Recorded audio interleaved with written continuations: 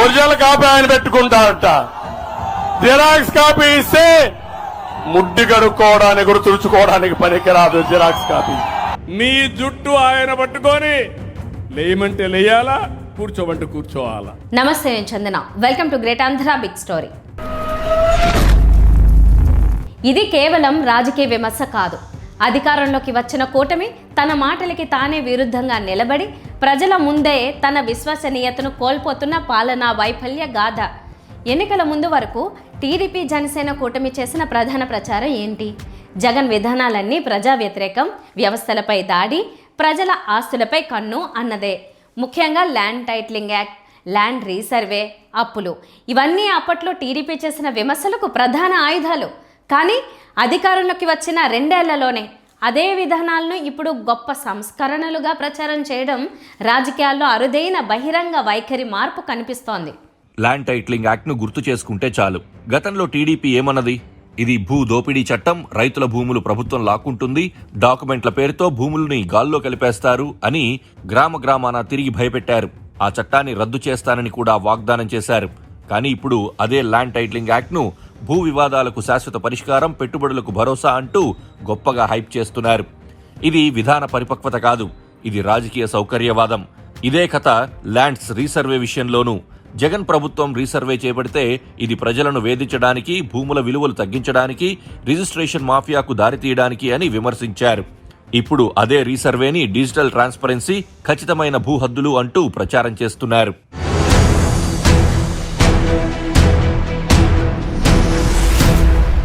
Original copy ఆయన పెట్టుకుంటారట.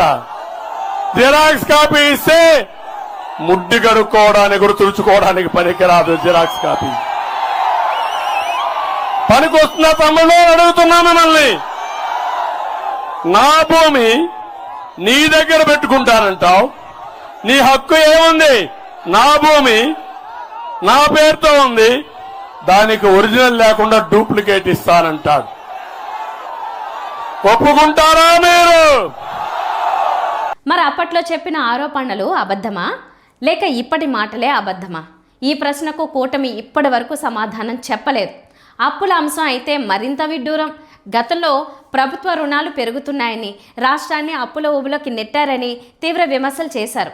పిల్లల భవిష్యత్తును తాకట్టు పెడుతున్నారు అని భావోద్వేగ రాజకీయాలు చేశారు. కానీ ఇప్పుడు అదే రుణాల్ని అభివృద్ధికి అవసరమైన పెట్టుబడులుగా నిర్వచిస్తున్నారు. అప్పులే అభివృద్ధికి మార్గమైతే అప్పట్లో ఆ విమర్శలు ఎందుకు? ప్రజలను తప్పుదో పట్టించడానికేనా? ఇదంతా జరుగుతూ ఉండగా మరోవైపు కూటమిలోని ఎమ్మెల్యేల దందాలు, అక్రమ సంబంధాల ఆరోపణలు, శృంగార రాసలీల గోలలు నిత్యకృత్యంగా మారాయి. ఇవి వ్యక్తిగత జీవితాలంటూ కొట్టిపారేసిన పాలకుల నైతిక స్థాయిపై పడే ప్రభావాన్ని విస్మరించలేం. పాలనలో ఉన్నవాళ్లే నియంత్రణ కోల్పోతే వ్యవస్థలు ఎలా నిలబడతాయి?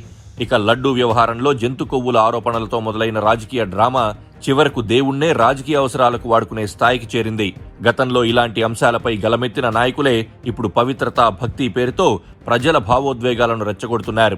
చంద్రబాబు, పవన్ కళ్యాణ్ లాంటి నేతల నుంచే ఈ సందేశం వెళ్లడం ప్రజలకు మరింత నిరాశ కలిగిస్తోంది.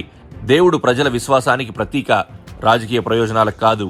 ఈ మొత్తం చిత్రాన్ని చూస్తే ఒక విషయం స్పష్టంగా అర్థమవుతుంది. ఈ కూటమిని కలిపి ఉంచుతున్నది సిద్ధాంతం కాదు, విలువలు కాదు, కేవలం అధికారం మాత్రమే. నిన్న విస్మరించిన విధానాలే ఇవాళ విజయాలుగా మారితే రేపింకేం మారతాయో అన్న అనుమానం ప్రజల్లో సహజంగానే వస్తుంది. ఇంకో పక్క కొత్త చట్టం తీసుకొచ్చాడు, ల్యాండ్ టైటిలింగ్ యాక్ట్. ఎంఆర్ఓని తీసేశాడు, కలెక్టర్ని తీసేసుకున్నాడు, ఆయన మనుషులను పెట్టుకున్నాడు.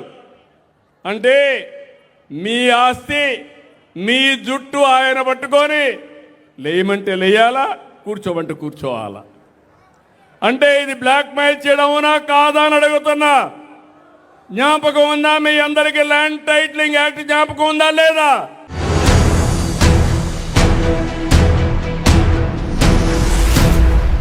ఏతావాత ల్యాండ్ టైటిలింగ్ యాక్ట్ నుంచి రీసర్వే వరకు, రుణాల నుంచి దేవుడి రాజకీయం వరకు ఇవన్నీ కలిసొచ్చి కూటమి పరువును అధికారంలోకి వచ్చిన 2 ఏళ్లలోపే గంగలో కలిపేస్తున్నాయి.